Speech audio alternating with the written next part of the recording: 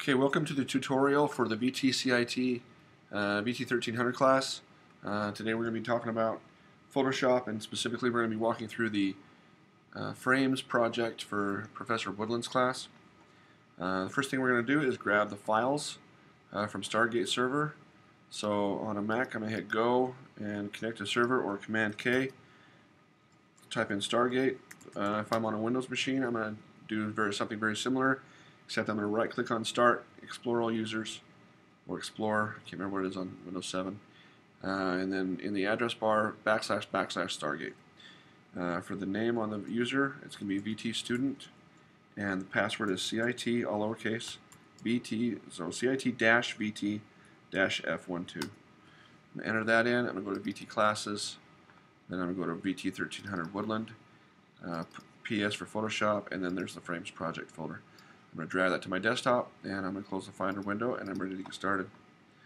I'm going to open up the Frames Project folder and just take a look at it. So if I look at the Shane's frames.tiff, this is an example from a former student, or actually a former instructor, and this is his version of how this should look when you're done. So we're going to make a lot of changes. We're going to add a pair up here. We're going to move a copy of this bowl over here. We're going to turn this black, turn this white. We're actually going to turn that gray. This frame comes up into this window, so we're going to remove that. We're going to turn that yellow. We're going to add our name down here. Just do a few things. So I'm going to drag this off the side so it's out of my way. And we're going to open up frames.tiff in Photoshop. So right click, open with, Photoshop. Now I'm going to be going kind of fast during this tutorial, so if you need to slow down and pause it, rewind it, and I hope I'll try to answer any questions that you might have along the way. And that didn't open because it brought up that participation thing, so I'm going to go ahead and just open it again. Alright, so there it is. Command 0, bring it full screen. First thing I'm going to do is save it as something, so I'm going to hit File, Save As. I'm going to leave it as frames. I'm going to change it to Photoshop document, and I'm going to leave it in that same frames project folder. Okay, so now I'm ready to get started. Every time I hit Command S from here on out, it'll just save it in that same location and keep that save updated. Alright, first thing we're going to do is we're going to take this blue napkin that's here in the background, and we're going to turn it into like a red napkin. We're going to just change the color on it. So I'm going to just focus on a part of it and then show you how to do that, and then let you finish the rest of it. I'm not going to do the whole thing. So I'm going to hit the Z key, I'm going to drag a marquee around that, let go, and I'm going to zoom up into that. If that does not work, you got scrubby zoom turned on. Scrubby zoom, if I click and drag with the zoom tool, it will do this. If I turn scrubby off, then I can drag a marquee and zoom in, and both ways are just fine. So first thing I'm going to do is I'm going to double click on the background locked layer to unlock it. I'm going to name it background again, and now it's a background layer that actually I can access. It's not locked anymore. I'm going to grab the quick selection tool, which is the fourth one down right here, keyboard shortcut W. I'm going to size I call it the brush size, even though it's the quick selection tool, and with the bracket keys on the keyboard to make it a little bit smaller. And I'm going to click and drag and grab most of that blue, and I'll make my brush even smaller and grab a few of these errant pixels that I want. You know, say I go too far, I can hold down the Alt key with that same tool and click, and then it'll remove from my selection what I don't want. Okay, so that's pretty close. I'm sure your teacher will expect you to do a little more detail than I'm doing. I'm just going to do a quick version. So with that selected, I'm going to create a new adjustment layer, and you can do that here by clicking this new adjustment layer and then go to Hue and Saturation. You'll see that it creates a new adjustment layer directly above my background, and it gives me some controls here to change the color. So if I change this over here to red, you'll see that everything that I had selected before will turn red. I can adjust the saturation and the lightness to get a color that I like. And that looks pretty good. I'm going to hit Command 0 to back up and look at it. Okay, maybe I want a little bit more red than that. Play with the darkness here a little bit. Anywhere, somewhere around there. Okay, so now I got one area done, but what if I want to, finish up and do the rest? With this mask selected, this is a mask over here. With that mask selected, I can hit the B key to bring up my brush. Make sure that I have a white color activated, and as I paint on anything, I can paint up here. It'll add that tint to wherever I paint onto this layer. Well, I'm only. The key thing here is I'm only affecting the pixels on this layer. If I hide that layer, everything goes back to exactly the way it was. I'm not damaging any of the pixels of the original image. So let me hit the history and undo a few of those things I just did, because those we don't want. So let me zoom in, and this is how I can increase my selection for this adjustment layer. And I can get my brush really small and come in here, and you guys get the idea. So I'm not going to do this whole thing, but that's how you would finish off. That's one way that you can finish off the color tint on the rest of that blue napkin. So the next thing we're going to do is we're going to eliminate the framed picture on the top right, leaving only the gray cloth in its place. So we're going to take this part of the frame out of this frame of the picture, so that we don't see that. And if I bring Shane's back up, you'll see that you can't see that frame anymore. It's disappeared magically. Now I'm just going to show you kind of a rudimentary way to do this. There are definitely better ways to do this, but this is a good start for now. So again, we're going to make a new layer, so we're not destroying our original layer. I'm going to grab the clone stamp tool, which is right here, clone stamp, and with the background layer selected, I'm going to hold down the Alt key, and I'm going to click somewhere on this layer that I want to try to copy or emulate. And then I'm going to click on my layer. In fact, let's name this frame. So I'm going to click on my frame layer, and as I click and drag, you'll see that plus sign above it is moving with me, and that I am transposing the pixels that are shown there to where my brush is. Every once in a while, you're going to have to come back here and click again and keep going. Once I got to be careful where that plus sign is at all times. See right there, I grabbed a little bit of the black. I'm going to hit Command Z and undo that. Let's come back to the background, hold down Alt, and I'll grab here, come back to the frame, and I'm going to click, hold down Shift, and drag over. And it didn't work exactly the way I wanted it to. Command Z. Let's try grabbing. This just takes some finesse, just playing with it. On the background, I'm going to hit Alt again and click, and then come back here and copy some of this over. You'll see that my frame is slowly going away. Starting to look a little bit better. You're just going to want to play with this and to get it just the way you want it. So again, hit Z for the zoom tool, drag a marquee. Let's go in and look at it. Grab the quick selection tool, and I'm going to increase the size of my brush. Oh, okay. I'm making a mistake. I'm still in the frames layer. I want to select the background layer and then grab my selection. And I'm going to make it smaller and come in here like this. Now, when you're doing really fine control like this, the best thing to do is to enter the quick mask. The quick mask is going to show everything that's in that pink hue is not selected or deselected. Everything that is transparent, fully transparent, is selected. And if you grab the brush tool, white will select, black will deselect. And I can change what color I have selected with my brush tool with the X key. You'll see that that's swapping back and forth if I just hit X. So if I have the, oh, I'm sorry, and you enter the quick mask mode with the key Q, the Q key, or you can click on this button right here.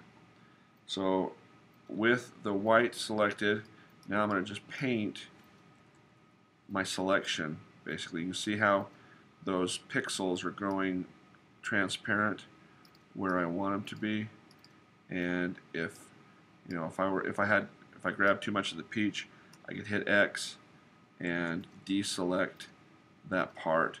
Now it's important that when you're doing this kind of thing that your brush is hard. So make sure your hardness on your brush is 100%. Otherwise you'll be getting a very weak line across all of this.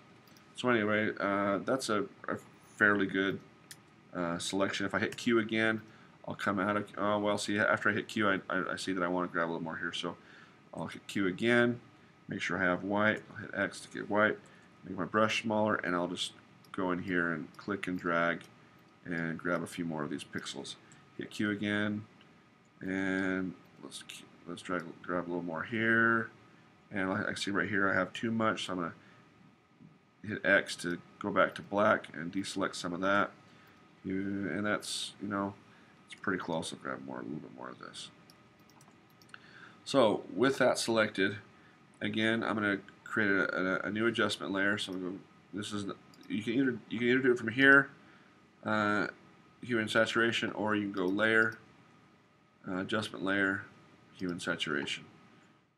So now I've created a new adjustment layer called plate, and if I come up here to the color sliders, I can move these around and change that into a blue that is very similar to that, and that looks pretty good.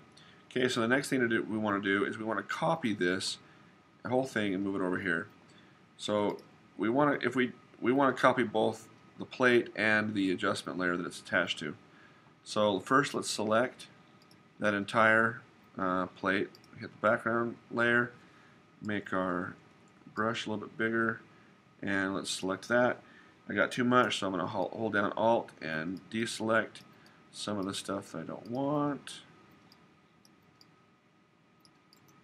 And refine this a little bit.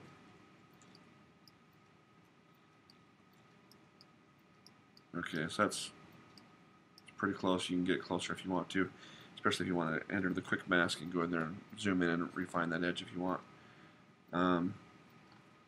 With that selected, I'm going to hit Command C to copy. I'm going to come down here and create a new layer, entire plate. And with that selected, I'm going to hit Command V. So now I have a copy of that. Now if I was to move that, it'll move, but my blue doesn't come with me. I have to stay green. So what I want to do is I want to take this adjustment layer. I want to Alt click and drag on it to copy it, move it down here, and I'll Alt click in the middle. It'll attach it to the background layer, and click here to attach it to the plate. So now I have that same adjustment layer attached to both my background and my plate. If I select the plate layer and shift select the adjustment layer and then move it, you'll see that blue moves along with me, and I got my plate and my adjustment layer, and there you go. So next we are going to copy the pear from here, and we're going to move it holding down the space bar. I can grab the hand tool and move my document. I want to take this pear and move it up here and turn it into a whole pear. So let's zoom in on that pear, and we'll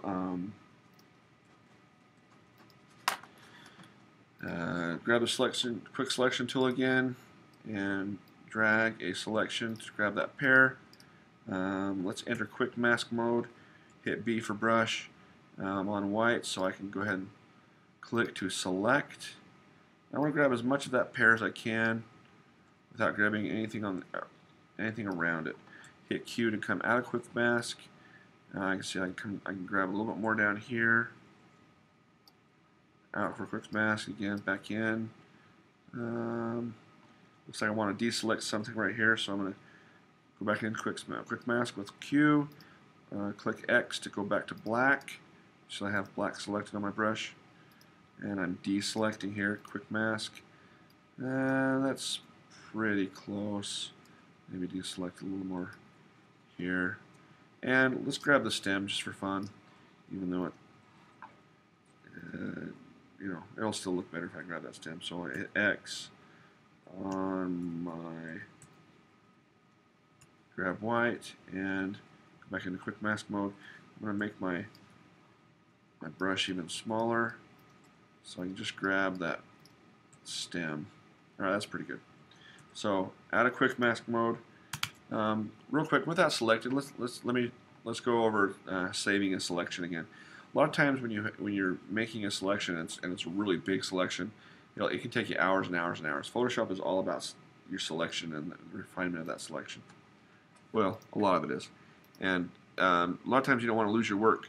So if you come in here to select, save selection, and then you can name it. So I can name this pair. Now if I lost that selection somehow, if I Command D and I did some work, like, oh, I need that selection back again, all I got to do is hit select, load selection, select pair, hit OK, and I get that exact same selection. So that's a way of saving your selections. So let's create a new layer, call this pair, and you see it's attached here by default. I'm not sure why I did that. I'm going to hold down Alt and unattach it, and I'll just move it up here somewhere. Now so with the background layer selected and that selection selected, I'm going to hit Command C to copy or Control C on the PC. I'm going to go to the pair layer and I'm going to hit Command V or Control V, and now I can move this and it's on its own layer and it's a copy of that pair. So let's zoom in on that now with Z tool, drag and marquee, space bar, move it around inside the middle of our screen, and we're going to use the clone stamp tool to try to duplicate the rest of this pair. I have the pair layer selected. I'm going to size down my brush a little bit. I'm going to hold down Alt, click, and then I'm going to drag down lower, and I'll just keep Alt clicking and doing it until it looks pretty good. You're not going to get this to look perfect. I found that no matter how many times I do this, if I look at it closely, I can tell that it's not perfect. But we're just going for just an exercise here on trying to get things to look relatively good. I think it's getting worse. It was looking better than this. Clone stamp tool, you just have to play with. Yeah, I'm not liking the way that looks, so I'm going to back up to where it was looking better than that. Somewhere in there, it was looking okay. Let's try to just get this a little bit bigger. Okay, so Command 0, let's look back. And you can refine that better than I did, make that look even better, but that's the basic idea on that pair. Blind guy from 20 feet couldn't tell. Alright, so now the next thing we're going to do is change the umbrella color to a peach color here in this frame up here.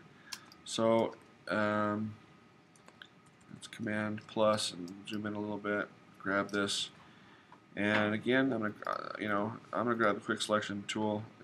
I think it's the easiest way to grab stuff like this. I hit quick mask, brush, tool. I'm going to size my brush out, and I'm going to increase my selection here a little bit. If I click here, hold down shift and go up, you'll see that it constrains to straight on all these sides. And that's pretty close. You can get it even closer than that.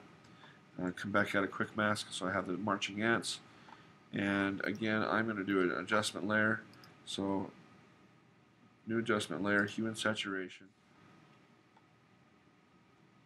So after I create that adjustment layer, I can come up here and hit colorize, and I can start moving these around, and we'll grab a peachy color, I don't know, something like that. Okay, so I'm going to Command 0, back out, and take a look at it. That looks pretty good. So now, the next thing on my list to do is I'm going to put my name at the bottom middle of the screen, or of the document, using the same red as the napkin. So I'm going to take this same red that I used, and I'm going to write my name down here. So I'm going to grab the text tool, and I'm going to type Craig Wastland, and for the color, all I have to do is click on that color, and then you'll see that my eyedropper tool becomes available when I have the color picker tool out. And if wherever I select on the screen, it's going to grab that color. So if I wanted my text to be green, I just same green as the peach, I come over here and click that. If I want to be the same red as the napkin, I select that, hit OK, and then you might have to have that selected. So if I go green, OK, it turns green. If I go red, OK, it goes back to red. So now I'm going to just move this in the middle down here where I want it, and that's that part. Next, I am going to fill the entire left frame with 50% gray. So there's a couple different ways to do this, but I am going to zoom in with the zoom tool. I'm going to put that in the middle of my screen.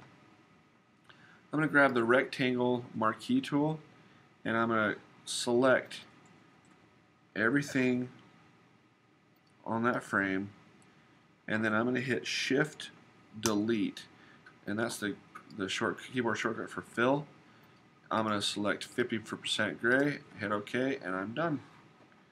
And then the last thing we want to do is fill the bottom frame down here with white. So again, with the rectangle marquee tool, and I'm just realizing I told you to do that